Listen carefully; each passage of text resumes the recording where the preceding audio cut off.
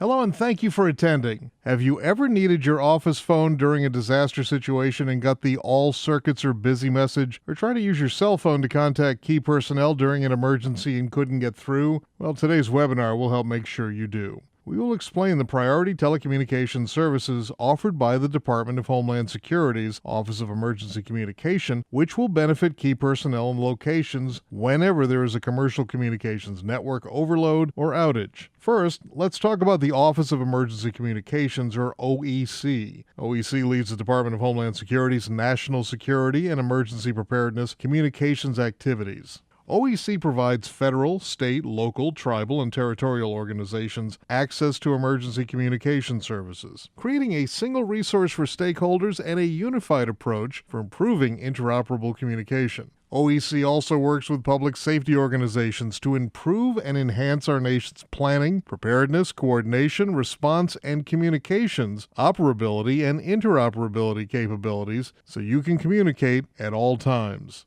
Emergency responders rely on a mix of communications media during an emergency: land mobile radio, cellular, landline, etc. But all these media are commercially provided and are shared by the general public. High call volumes or network outages during an emergency can even overload those networks. When that happens, you may not be able to communicate at a critical moment. Commercial communication systems are a nearly $5 billion investment. They are reliable and redundant, but you need to share them with the public. Under normal circumstances, your calls will go through because carriers designed for the busy hour, but there may be times that strain the system. So let's look at a few scenarios in which commercial network overload or outages can happen. Network overload or outages often make it difficult for emergency responders and government officials to communicate when using commercial wireless and wireline networks. Here we'll look at several scenarios where you might encounter congestion in the networks.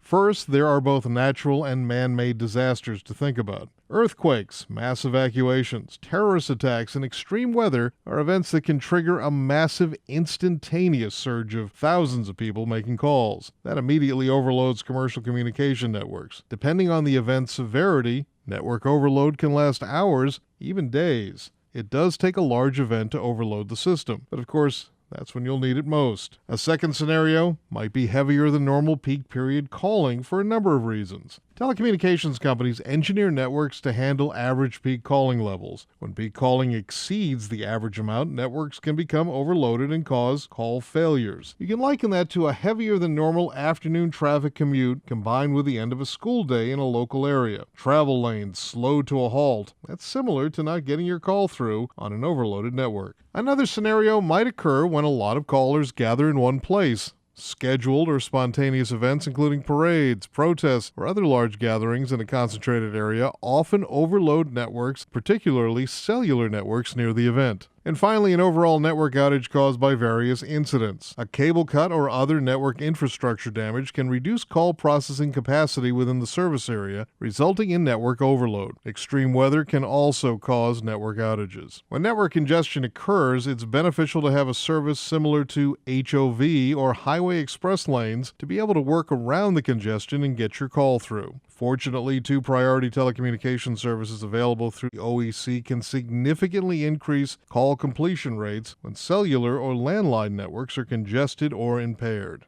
The Government Emergency Telecommunications Service, or GETS, capability has been operational since 1994. GETS includes priority enhancements in U.S. long-distance and local service provider networks nationwide. The Wireless Priority Service, or WPS, capability has been operational since 2002 on major U.S. wireless carriers. In many years of operation, GETS and WPS have supported vital communication capabilities during numerous hurricanes, earthquakes, floods, wildfires, and acts of terrorism.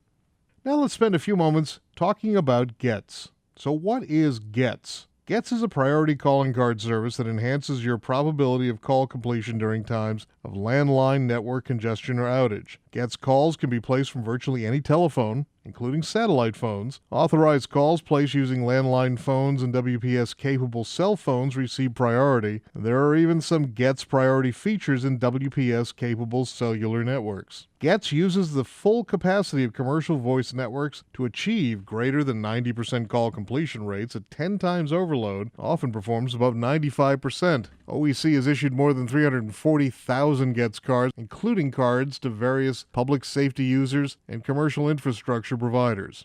Making a GETS call requires 3 simple steps. First, determine you have dial tone, then dial the universal GETS access number. Next, when prompted, enter your GETS personal identification number or PIN and the designated telephone number. Finally, the network automatically routes your call.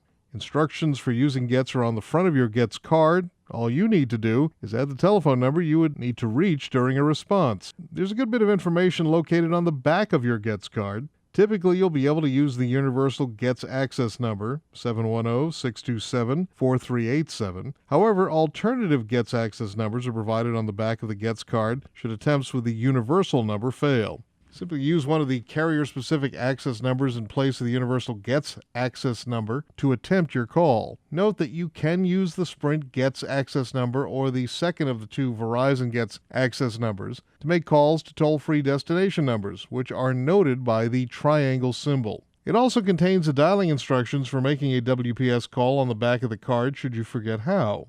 At the bottom of the card, websites for obtaining information on GETS and WPS are provided. Over to the right is the 24-hour user assistance telephone number, which can be used to report trouble using GETS or WPS when you're making test calls or when using them during training exercises. The number can also be used for assistance in situations where you need emergency GETS cards or WPS activation. Also located to the right is a destination number that can be used to make specific familiarization calls to maintain proficiency in using GETS and WPS. Finally, you'll get the mailing address used to return a GETS card to the government should you find one. Here we see the GETS and WPS capable networks. When you make a GETS call, your call receives priority treatment across the GETS and WPS capable networks to the called landline phone or cellular phone. These networks have priority features provisioned in them that are maintained in a constant state of readiness. No activation is required. We also see the GETS card, which we always have with us to make a GETS call from any device, anywhere when networks are congested, and the probability of completing a normal call is reduced. Let's first take a look at how GETS calls are routed from originating devices through the networks to a destination landline phone. We'll begin with a GETS call originating from a landline phone. Make note that this depiction also applies to GETS calls from satellite phones. It's important to note here in the call flow that all GETS calls, regardless of origin or destination, are routed to one of 3 GETS inter-exchange carriers, AT&T, Sprint, or Verizon, for authentication. Now let's look at a GETS call originated from a cell phone. Note that the calling cellular phone does not need to have WPS to place a GETS call. Depending on whether a cellular provider is a national or regional carrier and other routing arrangements, GETS calls made on cellular networks can take alternative routes from the initial cellular mobile switching center to the GETS IXCs for authentication. Now let's look at how GETS calls are routed from originating devices through the networks to a destination cellular phone. Note that the called cellular phone does not need to have WPS to receive a GETS call. Let's begin again with a landline phone. I'll note here again that all GETS calls, regardless of origination or destination, are routed to one of 3 GETS inter-exchange carriers for authentication. Also, based on existing arrangement, calls to wireless destinations can follow alternative paths. Let's finish by looking at a GETS call originated from a cellular phone. And when you use GETS to call a cellular phone, your call receives priority treatment across the GETS and WPS capable networks. And this is very important to remember because cellular congestion or overload usually occurs on the cellular radio connection. GETS calls receive priority on the terminating radio connection to the called cellular phone. Let's review some tips and actions you can take to ensure your emergency personnel are prepared to use GETS. First, distribute the GETS cards. Don't put them away in your desk with the intention of distributing them during an event. You never know where your personnel may be. Also, make sure everyone knows what they are and how to make a GETS call. Make GETS practice or test calls periodically so that you know how to make a GETS call automatically and include the use of GETS in training exercises. Make sure your facility allows use of the 710 area code, as some systems need to be modified to allow it. Often operation centers or teleconferences use toll-free dialing. Use the Sprint Gets access number or the second of the two Verizon Gets access numbers provided on the back of the Gets card if you're calling a toll-free destination number, as not all Gets access numbers support calling toll-free numbers. Every toll-free number has an associated regular telephone number. If you're using a Gets access number that does not support calling a toll-free destination, make sure emergency responders have the regular telephone number translation for the numbers that can be used in an emergency. Program the Gets number in cell phones and add prefix key numbers for important locations you'll need to call, such as your operations center. And one of the most important best practices is to always carry your Gets card with you. You never know when there will be an issue in the communications network, and you may need to make an emergency call. Next, I'll talk about WPS. Wireless Priority Service, WPS, is an add-on feature to existing cellular service that provides priority for voice calls originated from WPS-enabled cell phones. Cellular congestion usually occurs in the local cell. WPS provides priority on the connections between the user's cell phone and the cell tower and across the network to the called cellular, landline, or satellite device. You may ask, why do I need WPS when Gets calls can be made from cellular phones? Having WPS is essential because it provides priority on the most critical segment of a cellular call, the originating radio connection from your cell phone to the tower. No special phones are required for WPS. WPS is available from all nationwide and several regional cellular service providers. WPS uses priority features in the commercial wireless voice networks to achieve greater than 85% call completion rates. Recent enhancements have resulted in call rates that often exceed 90%. Nearly 150,000 WPS subscriptions have been issued, including subscriptions to public safety users at various levels of government. The chart shows the carriers available in various regions with the WPS availability. As you're planning your WPS subscriptions, consider the carrier and WPS availability within your area. Making a WPS call is easy. Confirm you have a signal. Dial *272 plus the 10-digit number you're calling. Push the send button. Here are some helpful tips for WPS. Once you've been notified WPS is activated on your cell phone, make the requested test call to be sure it's working. To maintain proficiency in making WPS calls, make WPS practice test calls regularly. Make the test calls from the cell phone you'd use in an emergency to make sure the priority calling feature is available. Use the familiarization line as the destination number. When planning exercise for your organization, incorporate the use of WPS as part of the activities. This will give personnel the opportunity to place WPS calls and become proficient in making the calls, as well as demonstrating the enhancement of pre-programming numbers in their own personal cell phone. In an emergency, it takes time and a good memory to look up a phone number and then manually dial *272 plus the number. If you have an Android phone or BlackBerry, key numbers in your contact list can be pre-programmed with *272.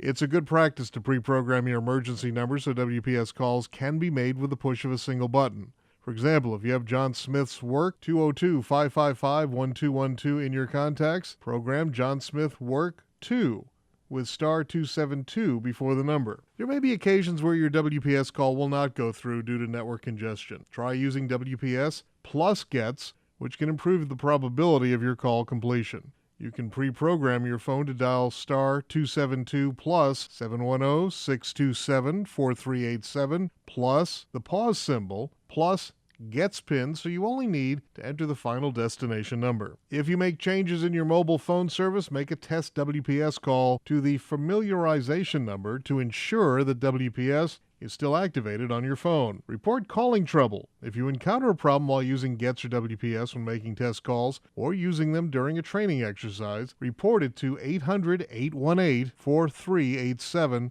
or 703-818-4387. The numbers are also located on the back of your Gets card. And finally, there is a Gets WPS dialer app available for Android smartphones and BlackBerries. The app allows a user to make a Gets and/or WPS call to a number in the contacts list on the phone or to manually enter a destination number. To date, more than 340,000 Gets cards and nearly 150,000 WPS subscribed cellular devices have been deployed, including over 100,000 Gets and over 22,000 WPS to state, local, and tribal public safety organizations. Of these, over 800 state government and more than 5,000 local government organizations have added WPS and GETS to their toolbox of emergency communication capabilities. As public safety responders, your primary communications may be land mobile radio. However, possible uses for GETS and WPS include the functions listed on the slide. WPS and GETS have been successfully employed during regional and local responses. During Hurricane Katrina, emergency workers placed and connected 32,000 GETS and 3,200 WPS calls. During Hurricane Rita, they placed and connected 7,100 GETS and 1,000 WPS calls, and during Superstorm Sandy, 18,000 GETS, 14,000 WPS calls, all placed and connected. Another instance in which WPS helped first responders was after a Northern California fiber optic cable was cut. WPS calls were completed in areas where many regular cellular calls failed. Let's review performance for some recent events. Hurricane Sandy, the deadliest and most destructive hurricane of the 2012 Atlanta hurricane season. Nicholas Santillo, the Director of Operations Security for American Water, reported phone communications were critical to coordinating resources, such as fuel and chemical deliveries, necessary to maintain water and wastewater operations for our 6 million customers within the areas that were hit by the storm. We used the WPS to keep our communications channels open throughout the event. And then following the Boston Marathon bombing, Matthew Metzger, Director of Operations for the Boston College Eagle EMS, commented, WPS was absolutely amazing. I was in a group of 30 people, almost all emergency responders, when the incident occurred and no one could get a line out. We could text message but not call, so I used WPS by simply dialing *272 before the destination numbers, and it connected right through. Nobody else in the group even knew about GETS WPS until that afternoon. I was a popular person that day. After the Kentucky ice storm in 2014, Richard Bartlett, GETS POC for the Kentucky Hospital Association, provided this testimonial. Mr. Bartlett stated, "During the ice storms in March, I had to contact a hospital in central Kentucky, which was experiencing a power failure and then a generator failure on top of that. When I tried to reach out to them to look at potential assistance and discuss possible evacuation options, all the telephone circuits were overloaded. All I was getting were fast busy indications or messages that all circuits were busy. I used my GETS card and was able to connect to the hospital."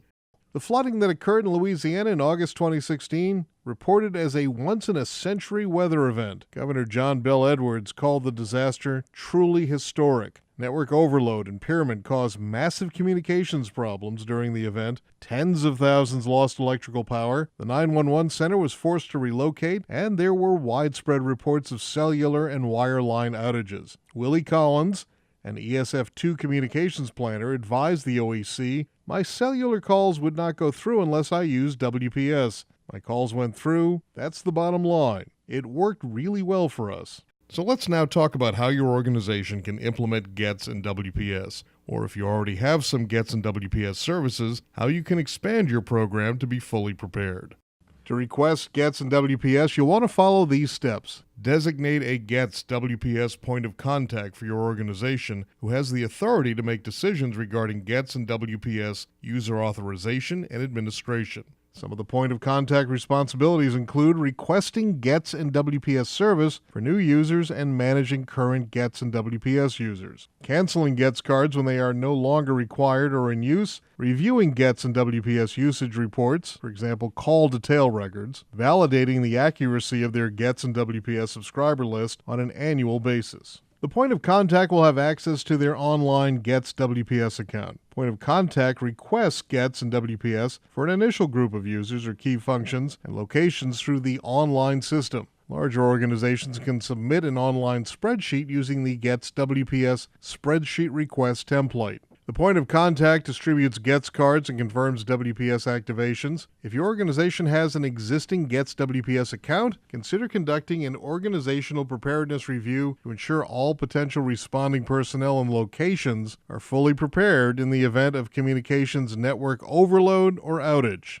It's up to each organization to determine the number of GETS cards and WPS subscribed cellular devices they need as there is no maximum or set rules. The only requirement is that each person or place meets GETS WPS qualification guidelines. Individuals who need to communicate during an emergency should carry a personal GETS card and have a WPS subscribed cell phone. Specific locations from where personnel would need to communicate should have an easy-to-access cache of GETS cards and WPS subscribed cellular devices. The last tool I'll talk about today is Telecommunications Service Priority, or TSP, which provides priority repair and expedited installation of mission-critical communication services. As a result of hurricanes, floods, earthquakes, and other natural or man-made disasters, telecommunications service carriers frequently experience a surge in requests for new services and requirements to restore existing services. Loss of services to critical communication functions such as to emergency operations centers, 911 centers, and other critical facilities can result in harm to the population, loss of property, threaten the security posture of the U.S. So in response to that threat, the OEC provides the Telecommunications Service Priority Program. TSP is an FCC-mandated service established in 1988. Similar to needing the HOV to make priority emergency calls, TSP provides a fast pass like the one issued at amusement parks to repair damaged circuits or install new ones. TSP designated circuits, which are the physical connections between the user facility and the service provider's network, have top priority for repair in the event of a service outage. And TSP designated new circuit installations have top priority for new service establishment. TSP is mandatory for all telecommunications companies categorized as common carriers. Note that there is a charge for each TSP designated circuit or service set by state utility regulators. TSP can make a difference for rapid repair of damaged circuits at EOCs, hospitals, PSAPs, power facilities, government headquarters, financial institutions, and many other critical sites. These damages don't require a disaster to happen. Someone using a backhoe could cut cables, resulting in a loss of service. Even squirrels can cause damage to infrastructure by chewing through a cable.